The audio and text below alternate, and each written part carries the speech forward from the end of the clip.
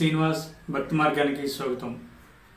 కాశీయాత్రలో భాగంగా ఈరోజు నేను చెప్పబోయేటువంటి టెంపుల్ వచ్చేసి వారాహి అమ్మవారి యొక్క టెంపుల్. ఈ టెంపుల్ ఎక్కడ ఉందంటే మనకి సాధారణంగా కాశీలో అనేక ముఖ్యమైనటువంటి దైవక్షేత్రాలు ఉన్నాయి. అందులో ఒకటైనటువంటి వారాహి అమ్మవారు. ఈ వారాహి అమ్మవారు వారణాసి పట్టణానికి గ్రామ దేవతగా ఈమె ఎప్పుడు కూడా ఎల్లప్పుడూ కూడా ఈ వారణాసి పట్టణాన్ని అంటే ఈ కాశీ పట్టణాన్ని నిత్యం కూడా కాపాడుతూ ఉంటుంది. ఈ అమ్మవారిని దర్శించుకోవాలని చాలా మంది మిత్రులు మన అడుగుతున్నారు, సార్ మేము కాశీ వెళ్తున్నాం కానీ వారాహి అమ్మవారిని దర్శించుకోవాలంటారు కదా, ఈ వారాహి అమ్మవారు ఎక్కడ ఉంటారు, మేము ఏ ప్లేస్కి వెళ్తే అమ్మవారిని దర్శించుకోవడానికి అవకాశం ఉంటుందని కూడా చాలా మంది మిత్రులు అడుగుతున్నారు. అందుకనే ఈ వీడియో విజువల్స్లో నేను పూర్తిగా వెళ్ళేటువంటి ప్లేస్తో సహా వీడియోని షూట్ చేసి మీకోసం అందించడం జరుగుతుంది.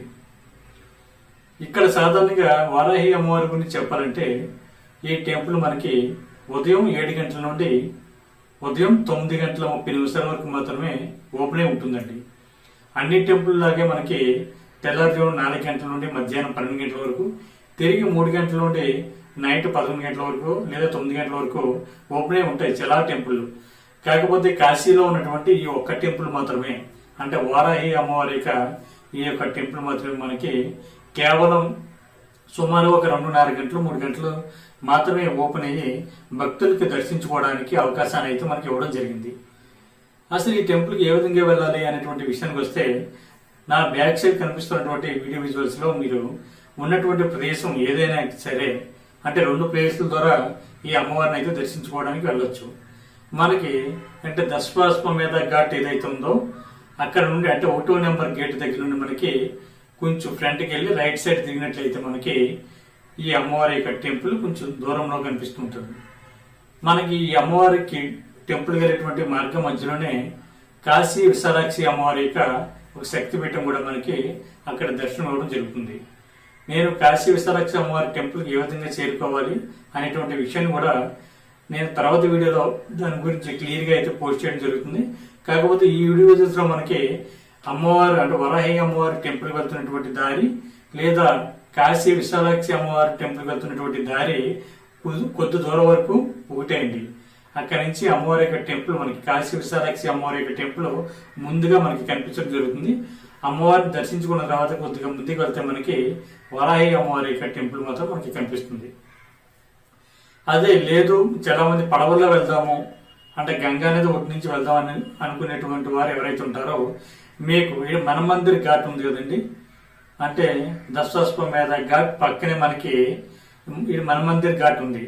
మనమందిర్ ఘాట్ నుంచి కొంచెం పైకి ఎక్కినట్లయితే మనకి ఎక్కి రైట్ సైడ్ తిరిగినట్లయితే మనకి ఈ వారాహి అమ్మవారి యొక్క టెంపుల్ అయితే మనకి కనిపిస్తూ ఉంటుంది.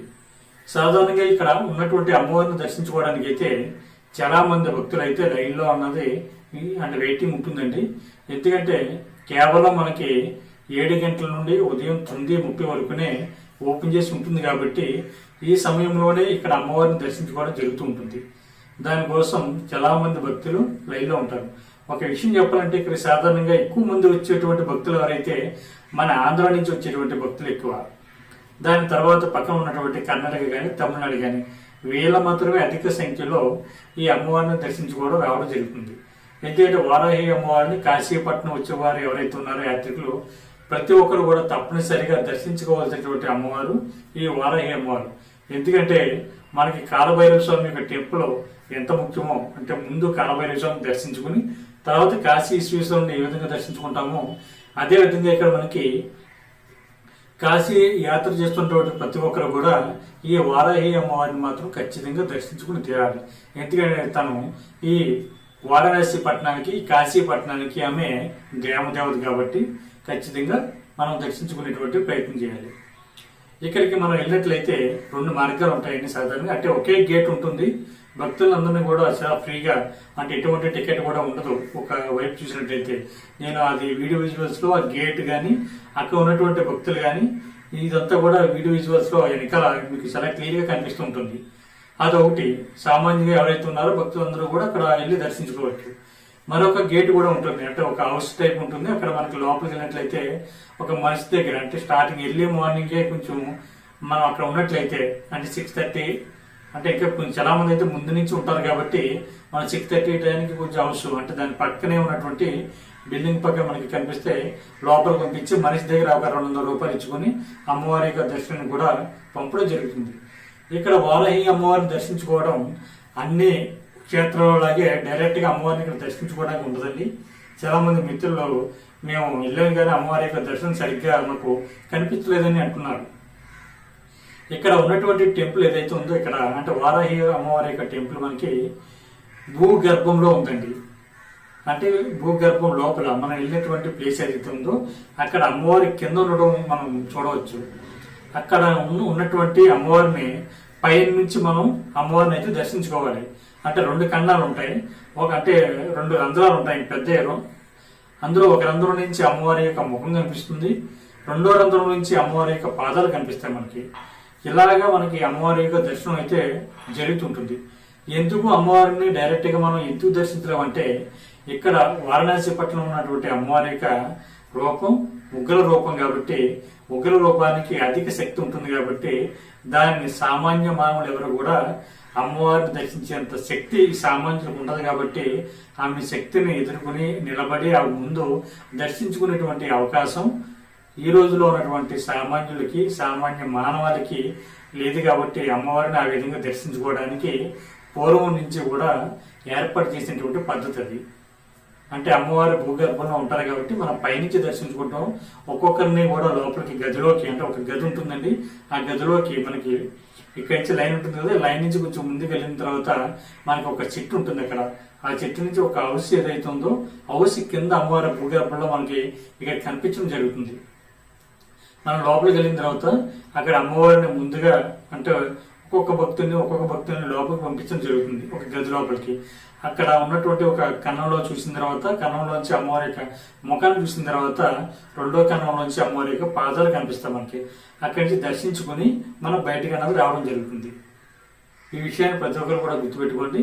ఎందుకంటే కాశీలో ఉన్నటువంటి అమ్మవారు ఉగ్ర రూపంలో ఉంటారు కాబట్టి అమ్మవారిని దర్శించుకోవడం మనకి మన శక్తికి మించింది కాబట్టి అమ్మవారిని ఆ విధంగా దర్శించుకోవడానికి పూర్వం నుంచి కూడా ఏర్పాటు చేయడం జరిగింది.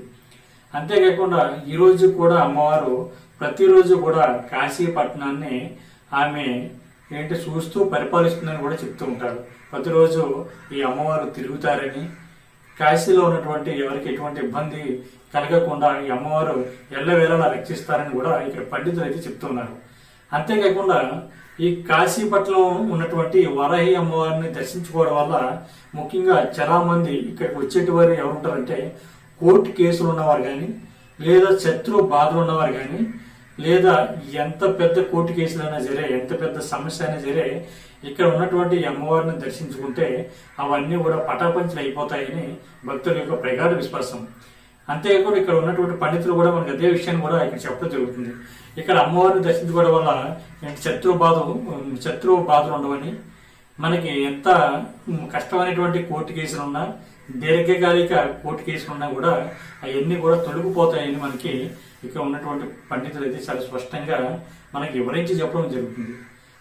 ఇక్కడ చూసినట్లయితే చాలా మంది భక్తులు, అంటే వచ్చేటువంటి భక్తులు సగం మంది వాళ్ళు కోర్టు కేసులో ఉన్నటువంటి వ్యక్తులు ఎక్కువగా రావడం మనకి ఇక్కడ గమనించవచ్చు.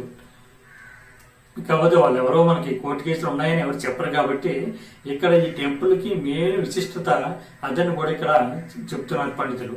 మీరు తప్పనిసరిగా కాశీ వెళ్ళినప్పుడు ఈ వరాహి అమ్మవారిని దర్శించుకునేటువంటి ప్రయత్నం చేయండి. మరొకసారి నేను అడ్రస్ అయితే మీతోటి చెప్పేటువంటి ప్రయత్నం చేస్తాను. మనకి ఘాట్ ద్వారా వెళ్ళేటువంటి మార్గం ఏదైతే ఉందో, అంటే గంగా నది ఒడ్డు నుంచి వెళ్దాం అనుకున్న వారు మన్మందిర్ ఘాట్ దగ్గర మనకి స్టెప్స్ కొంచెం పైకి ఎక్కితే మనకి అక్కడ వరాహి అమ్మవారి యొక్క టెంపుల్ అయితే కనిపిస్తుంది. లేదు మనం ఇటు నుంచి, అంటే మానస సరోవరం ఘాటు లేదా దశపమేధ ఘాట్ దగ్గర ఉన్నటువంటి 1వ నెంబర్ గేట్ దగ్గర నుంచి రైట్ సైడ్ మనం తిరిగినట్లయితే మనకి కాశీ విశాలాక్షి అమ్మవారిని దర్శించుకున్న తర్వాత మనకి వరాహి అమ్మవారి యొక్క దర్శనం మనకు కలుగుతుంది. దీంతో పాటు ఈ 1వ నెంబర్ గేట్ నుంచి ఎవరైతే వెళ్తారో కొద్దిగా ముందుకు వెళ్తే మనకి సాక్షి గణపతి కూడా మనకి అక్కడ మనకి దర్శనం ఇవ్వడం జరుగుతుంది. ప్రతి ఒక్కరు కూడా ఈ విషయాన్ని గుర్తుపెట్టుకోండి. కాశీ వెళ్ళేవారు ప్రతి ఒక్కరు కూడా మీకు ఎటువంటి డౌట్ వచ్చినా కూడా మన ఛానల్ కామెంట్ బాక్స్ పైన మీ యొక్క డౌట్ అడిగినా లేదా కింద స్కూల్ అవుతున్నటువంటి మన భక్తి మార్గం వాట్సాప్ నెంబర్కి మీరు మెసేజ్ చేసినా కూడా నేను మీకు చెప్పేటువంటి ప్రయత్నం చేస్తాను.